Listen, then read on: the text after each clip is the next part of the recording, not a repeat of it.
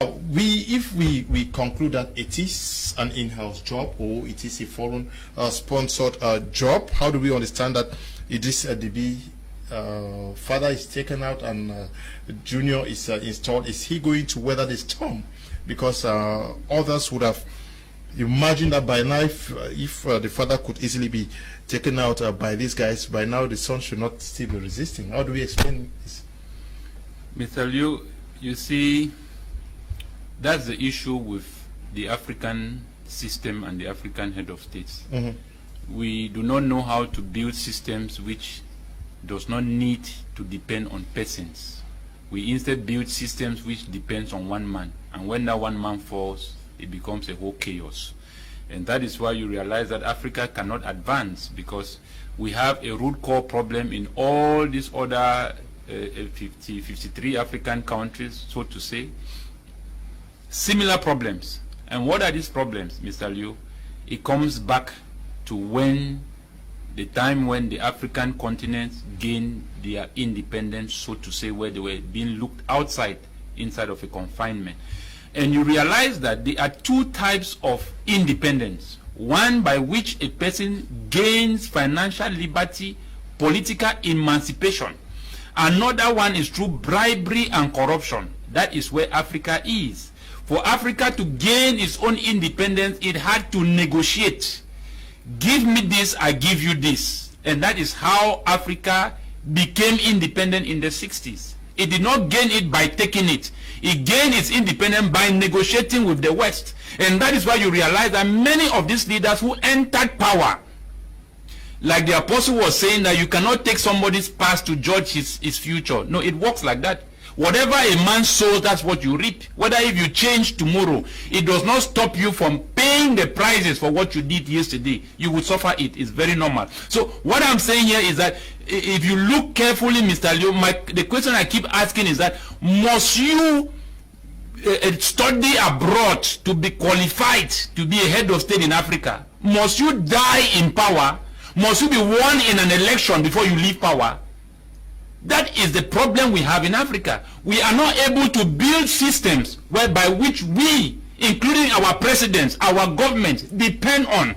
These are systems where you don't need to be qualified for these systems to work. The systems have already been, it's just like an autopilot. There are cars today. You don't need it to have, you don't need to go to driving school. You just sit inside, you punch your location, your destination, and the car takes you where you are going to. Plane have autopilot.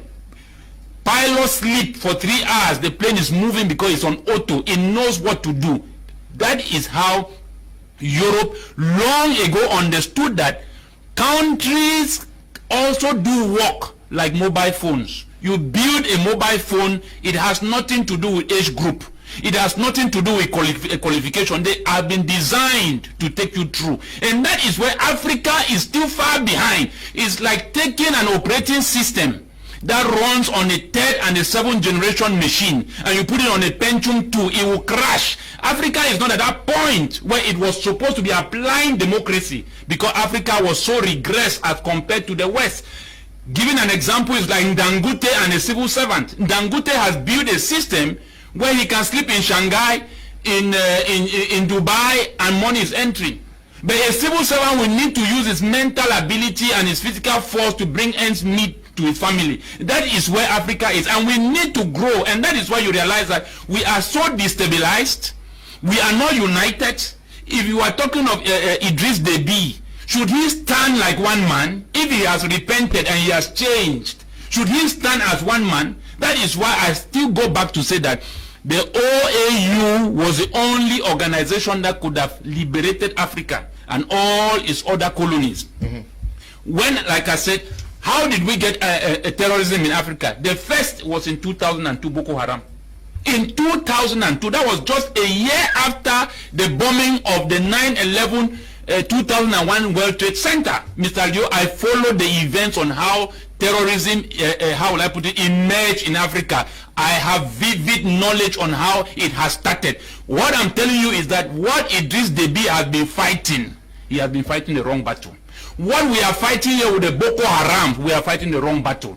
Because these elites have sided with the West and they are adopting the system of the West and doing what the West is telling them. They still make analysis because a group of people, disgruntled people, very soon will start calling the armed separatist fighters in the Northwest and Southwest also terrorists. That is how it's going to end. I remember in Nigeria, the Zamfara adoption of 300 and something students, the last one, the government was already going to classify them as terrorists. But these are individuals from a testimony of another adoptees who testified that they asked them question, why are you doing this? And they said, no, we have problem with the government. What is causing terrorism in Africa?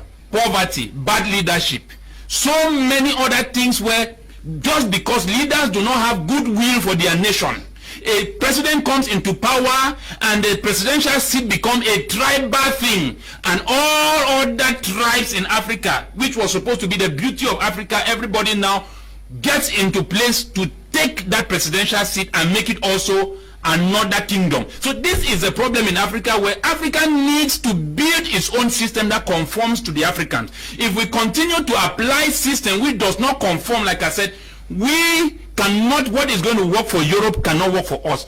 We don't use the same currency. There are so many things that does not conform with our system and their own. So we must learn to understand who really is the enemy. We are talking here of France interfering in the African affairs. I want to ask Mr. Leo, like in the definition of terrorist, you are giving a definition of who a terrorist is. Using an unlawful means, either to intimidate a people or to suppress a people. I want to ask any of these head of states in Africa, which of them have veto power at the level of the United Nations? None. Coming now back to the first article and the second article. The first article of the second charter states that the United Nations is to promote equality and self-determination. The second article of the seventh charter says that the United Nations has no right to violate the sovereignty of another member state. Why is it that we are having France interfering openly in the eyes of everybody, and then yet we are calling Boko Haram jihadists?